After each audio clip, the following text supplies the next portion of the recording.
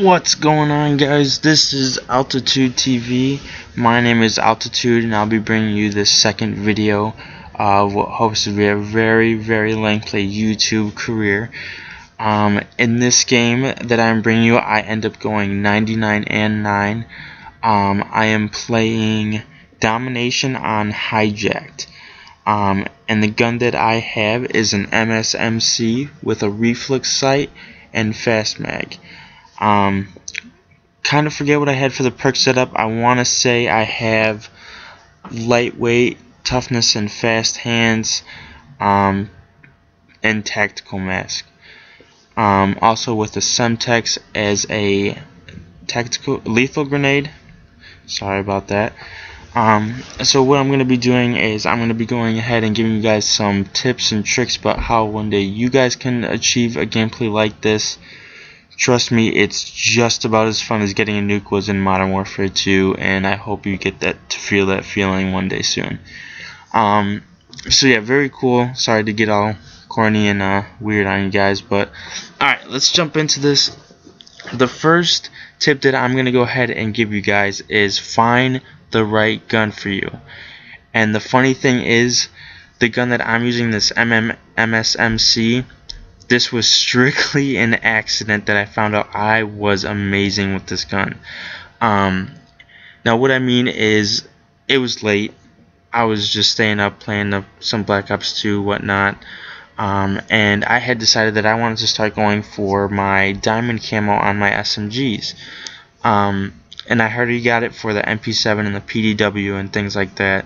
But I wanted to go ahead and start out with the MSMC because that's what I was able to unlock at that point. So I believe this is actually, I think, the second or third game that I played with this gun. So like I said, it was an accident. Find the gun that you feel most comfortable with, a gun that you have the highest KD with, things like that. It doesn't matter if you just start out using the gun. Whatever gun that you feel you get the best KD with and you get the most kills with, use it. Now don't overuse it, switch it up once and again, because otherwise you'll just get frustrated and throw it away, and then who knows, you might end up sucking even worse by throwing your best gun away. So that's my first tip for you guys, find the right gun to use. Next tip I have is pick your game type. And definitely be cautious if you're trying to go for high kill games like this. What I mean is games such as Team Deathmatch, Kill Confirm, Search and Destroy have a limit to them. So really, if you're trying to go for like a 90 kill game in Team Deathmatch, you're really not going to get it unless you end up in Ground War and somehow carry your whole team. So basically look for objective based games such as Domination, Demolition, Headquarters is another good one, things like that. So yeah, definitely find the right game type for you guys. Also, with that is the map knowledge. So whichever playlist that you show up in the most, you'll kind of get familiar with the maps that kind of cycle through here and there once you keep playing. And you'll definitely be able to learn the map a lot better. Find out where the most traffic of enemy teams are. Sorry about that. Apparently I stutter. And then you'll also actually figure out where the spawns are located in Black Ops 2. What I have noticed is it's a very general spawning system. Your team's on one side, there's nobody on the other side. That's where the enemy team is going to spawn, especially on a map like this, Hijacked. If you and your teammates are all over by A, expect the enemy team to be over at C. So yeah, that's another good kind of sub point, I guess you could say, to that last tip, which is pick your game type. Next tip I have for you guys is try and get behind the enemy team. With the spawns being the way that they are, being on both sides of the map, chances are they're all going to move forward towards the middle, which then gives you a chance to get behind the enemy team and pick up an easy 2 to 3 kills, guaranteed. And to do this, it's going to tie in with map knowledge, and also with another tip that I'm going to be sharing with you guys later. So in this map, such as like a game on Hijacked, To get behind the enemy team, the most easiest way is to go downstairs into the basement part of this map. Barely anybody will come up there because all the flags are on the top of the map. They're not going to be wasting their time underground looking for people. Now in headquarters, that's a different story because one of the capture points is down there, and trust me, it is crazy. So if you're going to jump into that, be careful. The next tip I'm going to go ahead and give you guys is your score streaks. Score streaks are very, very important. They're a lot different than what we've seen in other Call of Duties. This will give you certain points for certain things that you do in the game. Now, typically on game types, kills are all worth 100 points each.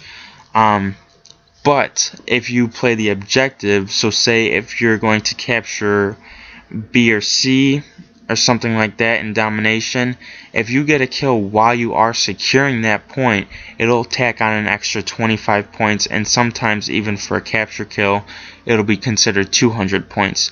So definitely learn how to play the objective. It does fare you well when it comes to getting score streaks. Now, in this game, what I'm running is a lightning strike, a stealth chopper, and then the lodestar. Now, what you have to do with these is kind of tier them correctly to kind of fit how many kills you think you can receive. So if you are a very aggressive player, you play the objective a lot, and you barely ever die, then what I suggest is going for the very high score streaks, and pretty soon you're just going to be completely raping on other kids. Now for me, I feel comfortable with getting a lightning strike without anything else before it.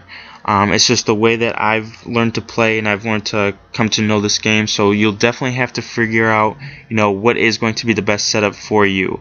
Some of you may just use maybe UAV, lightning strike, dragonfire. Completely fine. A lot of people do that, and I have seen that in quite a few games. Which is also going to tie in with score streaks is trying to cycle them.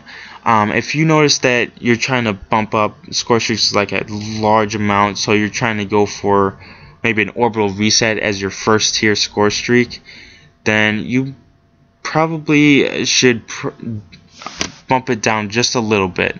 Unless you're getting orbital resets left and right, then go for it. More power to you. So what I would recommend is starting out with a simple score streak setup that you are kind of defaulted to, I believe. The UAV, lightning strike, and the dragonfire.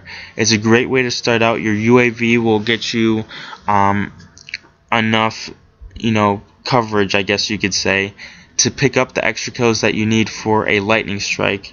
And then once you get the lightning strike, you can pretty much rack up that dragonfire pretty easily, especially if you know how to use a lightning strike.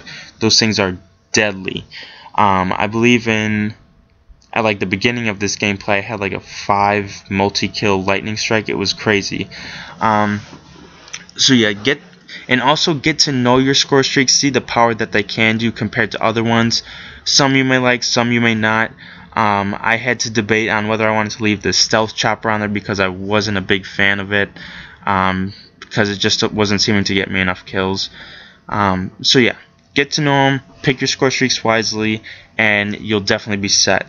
Now, my last little tip for you guys, which is kind of, I haven't really heard it on any channels before. It's kind of my own kind of special secret to you guys, and that is to learn how your enemy moves.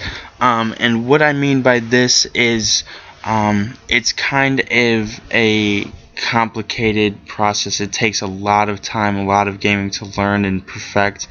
But what I mean by getting to know your enemy's moves is think about putting yourself in their shoes, what they would do. So in other words, if you get into a firefight with somebody and you both run off to reload your ammo, think about what would you do if you were them, where would you run to? Most likely he's probably going to try to find another way around, so that way he can get at you from behind and kill you easy. So you have to think that kind of way if you want to learn how to get high kill games. Know where your enemy moves go. And like I said, it's gonna take some time to perfect, but trust me, it does help you a lot. And I'm gonna make this shout out to Sean Rush. He is the one that introduced me to this tactic, and it's helped me out insanely. So let me take a look here. I believe the gameplay is just about to be wrapping up. I die right there. Yeah, woohoo. Great way to end the video, Altitude. Great job. But anyways, I do want to thank you guys for watching. Please subscribe. I'll subscribe back for you if you want. I'll check out your videos. I know what it's like to get into this. But comment, like it, subscribe it, and there'll be more next time. Thanks, guys.